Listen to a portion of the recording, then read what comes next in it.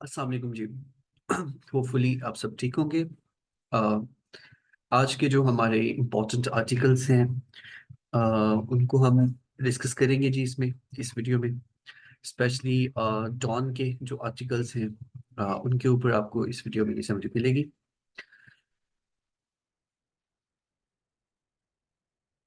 आज की जी बेसिकली चार आर्टिकल हैं।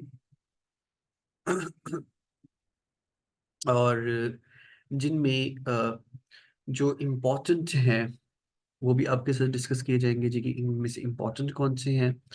और इसके साथ साथ जो इम्पोर्टेंट नहीं है, उनको भी हम थोड़ा सा डिस्कस करेंगे जी।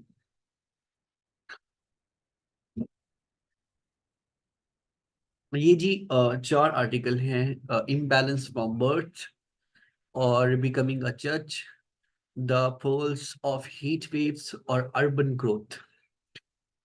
इन सब चीज़ों से पहले जी एक चीज़ मैं आपके साथ शेयर कर दूं कि हम अगर आप में से कोई भी व्यूअर्स, कोई स्टूडेंट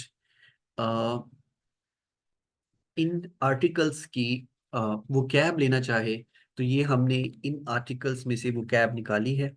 जो डॉन की वो कैब है जी, ये आप देख सकते हैं। तो आप कमेंट बॉक्स में बता सकते हैं, तो आपके साथ ये वो कैब शेयर कर दी जाएगी जी। Let's start.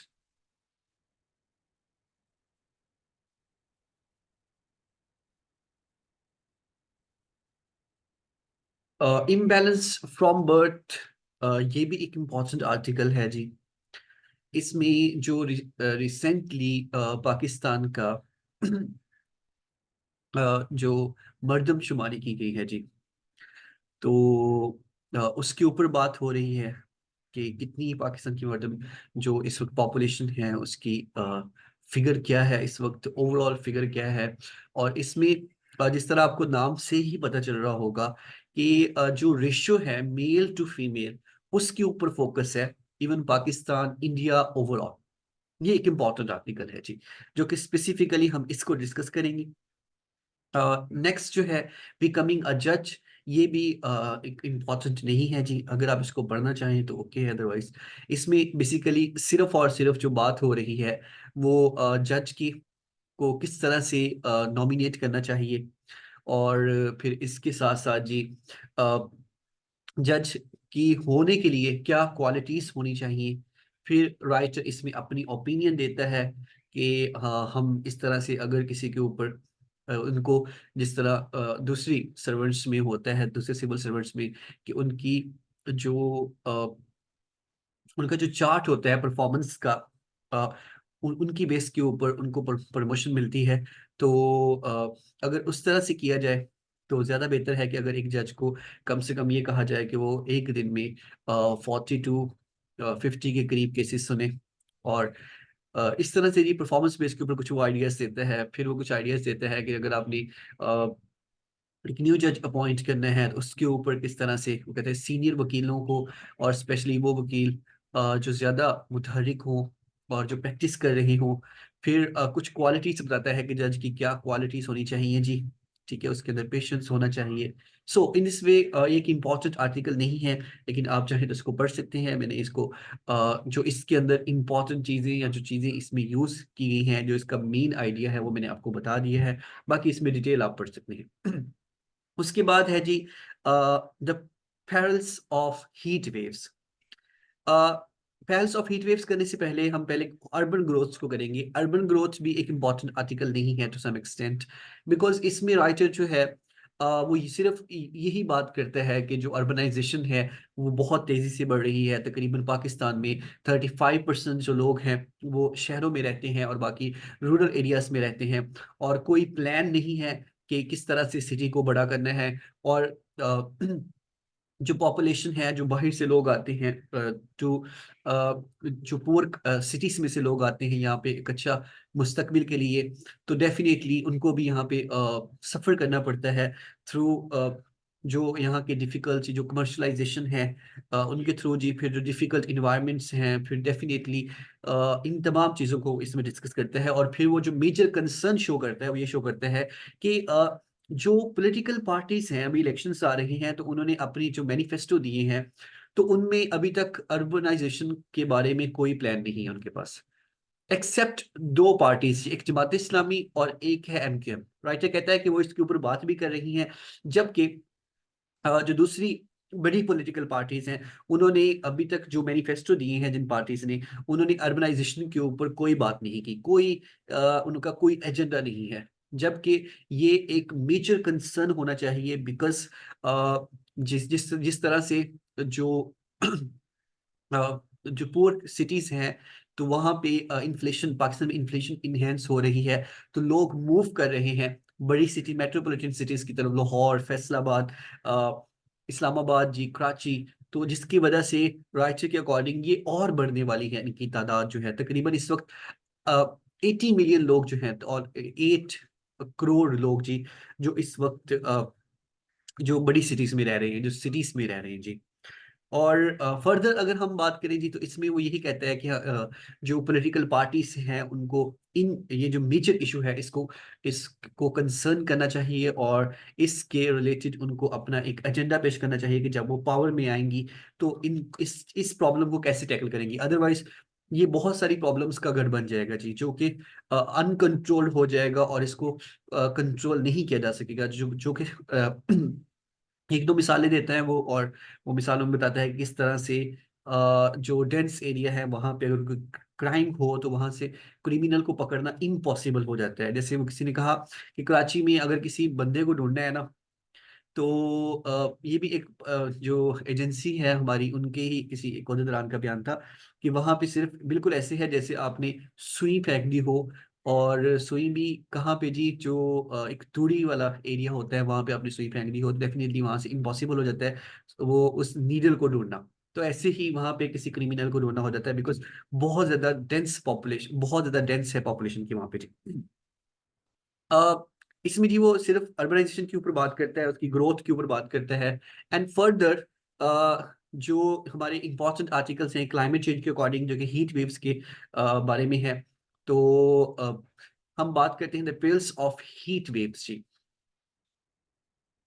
उसके बाद हम बात करेंगे एंड पे जो इम्बैलेंस ऑफ बर्थ है, जो पैरल्स ऑफ हीट वेव्स है, यानी कि जो खतरा है हीट वेव्स का। अब इसके बारे में ची राइटर बहुत ही सबसे पहले तो ये बताता है कि हीट वेव होती क्या है, ये बनती कैसे है, जो कि एक कॉम्प्लेक्स एटमॉस्फेरिक इंटरेक्शन है, जिसमें क्या होता है कि जो गर्म एयर होती है उसको पुश कर दिया जाता है टूवर्ड्स लैंड, और अ, और उसके ऊपर हाई प्रेशर बाय एटमॉस्फेयर लगता है जी। और इसके साथ साथ ये जो नेचुरल क्लाइमेट पैटर्न्स है, El Nino and La Nina, वो भी इन्फ्लुएंस्ड करते हैं इसको। और फर्दर जी इसमें राइटर बताता है कि इसकी वजह से क्या प्रॉब्लम्स क्रिएट हो सकती हैं, एंड पाकिस्तान में स्पेसिफिकली जो हीट वेव्स हैं उन्होंने क्या जो प्रॉब्लम्स की थी। 2015 में पाकिस्तान में जो हीट वेव्स आई थी वो 45 डिग्री सेल्सियस के साथ थी। इसके साथ साथ जी हमें ये भी बताया जाता है कि 2022 में मई में जो 50 सेल्सियस पाकिस्तान का टेम्परेचर हाईएस्ट जो टेम्परेचर था जी। और फिर जो एक उसकी वजह से जो डेथ हुई वो भी यहाँ पे रिपोर्ट की गई। एंड फर्दर जो 2022 में फ्लड आया था, वो भी to some extent heat wave उसमें इंक्लूड थी, बिकॉज जो ग्लेशियल की जो पिघलने का एक उनका अमल था, जो मेल्ट डाउन था उनका, वो तेज हो गया था हीट वेव्स की वजह से। और ये जो हमारा मूनसून का एक सिस्टम है रेन्स का, उसको भी डिस्टर्ब करती है। और पाकिस्तान में उस फ्लड में तकरीबन 2.2 मिलियन लोग जो थे वो डिसप्लेस हुए, उनके घर तबाह हुए जी। एंड फर्दर अब वो बताता है कि हीट वेव से बचने के लिए हमें क्या अडोप्टेशन, जो जो तरीके हैं जी, वो स्ट्रेटजीज जो हैं जो हमें अपनानी चाहिए। एक तो है reduction of green house gases, definitely green house gases को रिड्यूस करना चाहिए, हमें रिन्यूएबल एनर्जी की तरफ मूव करना चाहिए। सेकंड जो है हमें जो efficient and conservation through initiative such as building insulation, यानी कि हमें बिल्डिंग्स इस तरह की बनानी चाहिए जो कि हीट को कम एब्जॉर्ब करें, हीट को इंसुलेट करें, जो कि हीट को रिपेल करें जी। और तीसरी जो है वो ये बात करता है कि हमें जो ग्रीन पार्क्स बनानी चाहिए। इसके साथ साथ जी रूफ्स के ऊपर, अपनी जो घरों के छतों के ऊपर हमें पौधे लगाने चाहिए, और इसके साथ साथ कोई गार्डन बनाना चाहिए घरों में जी। और ताकि जो सनलाइट है उसको उसकी जो हीट है उसको मिनिमाइज किया जा सके।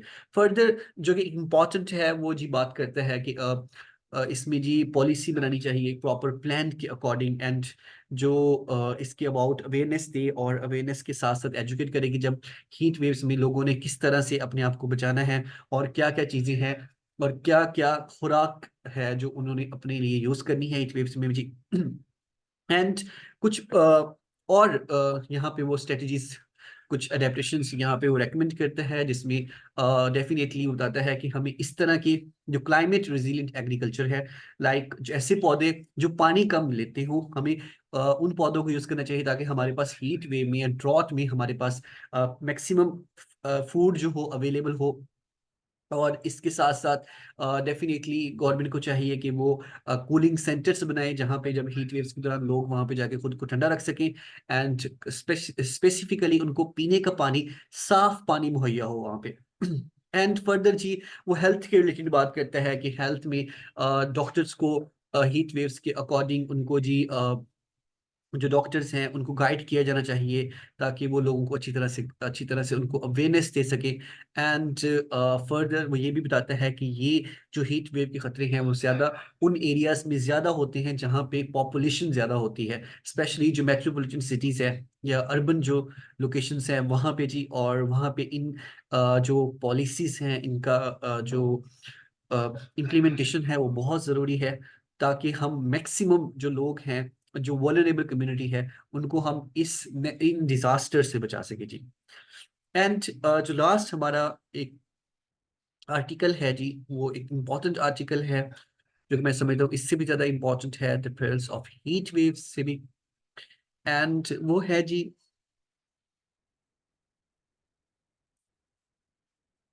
Imbalance from birth. यहाँ पे राइटर बताता है कि पाकिस्तान की जो 2023 की अ, जो कंसेंसस हुआ था जी, उसमें जो एस्टिमेट आबादी है वो तकरीबन 241.5 मिलियन है, जिसमें तकरीबन 123.7 मिलियन मेल्स हैं और 117 मिलियन फीमेल्स हैं। एंड मीन के 5.9 मिलियंस जो मेल हैं वो ज्यादा हैं वुमेन से। और जबकि ओवरऑल पता क्या होता है, ओवरऑल ये होता है कि जो फीमेल्स की लाइफ एक्सपेक्टेंसी है वो हाई होती है देन मैन। सो इन चीजों को अगर हम देखें तो राइटर इसमें उन फैक्टर्स के ऊपर बात करता है कि जो फैक्टर्स इस चीज के रिस्पॉन्सिबल हैं कि वुमेन्स कम हैं और मेल्स ज्यादा हैं। यहाँ पे राइटर एक चीज और बड़ी इंपॉर्टेंट बात करता है, वो कहता है कि जो यूएन का ओवरऑल दुनिया की आबादी के अकॉर्डिंग वो डेमोग्राफिक जो बात करते हैं 2020 की जी, उसमें तकरीबन 101 मेन और 100 वुमेन के लिए जी, ग्लोबल पॉपुलेशन के अकॉर्डिंग 101 मेन के लिए 100 वुमेन। बेसिकली ये जो रेशियो है ये सेक्स रेशियो होती है, नंबर ऑफ मेल्स पर फीमेल्स। सो पाकिस्तान में अगर हम देखें तो ये 105 मेन पर 100 वुमेन रिपोर्टेड इन 2017। ये 2017 में ये चीज रिपोर्ट की गई थी कि 105 मर्दों के लिए 100 औरतें जी। एंड फर्दर राइटर हमें ये भी बताता है कि जब अगर हम ये 2020 का जो यूएन का डेमोग्राफिक अगर हम बुक देखते हैं तो उसमें 65 मिलियन जो मेन हैं वो ज्यादा हैं वुमेन से। और दुनिया की जो उस वक्त टोटल आबादी थी वो 7.8 बिलियन थी जी। एंड फर्दर ये जो अनइक्वल ग्लोबल सेक्स रेशियो है, डेफिनेटली इसके लिए बहुत सारे जो फैक्टर्स हैं वो इसमें इंक्लूड होते हैं जी। अ, अगर हम देखें तो जो जी इसमें जेंडर डिस्क्रिमिनेशंस हैं, फिर उसके बाद बायोलॉजिकल है कुछ फैक्टर्स, फिर पब्लिक हेल्थ के रिलेटेड है, फिर टेक्नोलॉजी है, वॉर्स है। बिकॉज जो फीमेल्स हैं वो सबसे वॉलरेबल कम्युनिटी है, स्पेशली फीमेल्स एंड चिल्ड्रन, जब कहीं पे भी कोई वॉर होती है। तो इन चीज़ों के ऊपर राइटर बात करते हैं। और इसमें जी एक इम्पॉर्टेंट चीज़ जो राइटर हमें ये बताता है कि लाइफ एक्सपेक्टेंसी जो है वो स्पेशली जो फीमेल्स की है वो ज़्यादा होती है कंपैरेटिवली टू मेल।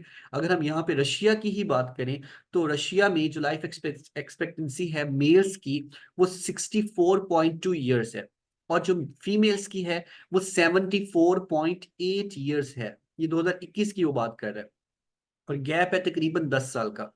इसी तरह अगर फर्दर हम इसमें बात करें जी, तो जो दूसरे ईस्टर्न यूरोपियन कंट्रीज हैं उनमें जो लाइफ एक्सपेक्टेंसी है वो मेल की ज्यादा है, बट अकॉर्डिंग टू यूएनओ वहां पे भी जी फीमेल्स के अकॉर्डिंग, कंपैरेटिवली टू फीमेल्स, वहां पे मेल्स की जो लाइफ एक्सपेक्टेंसी है वो कम होती है।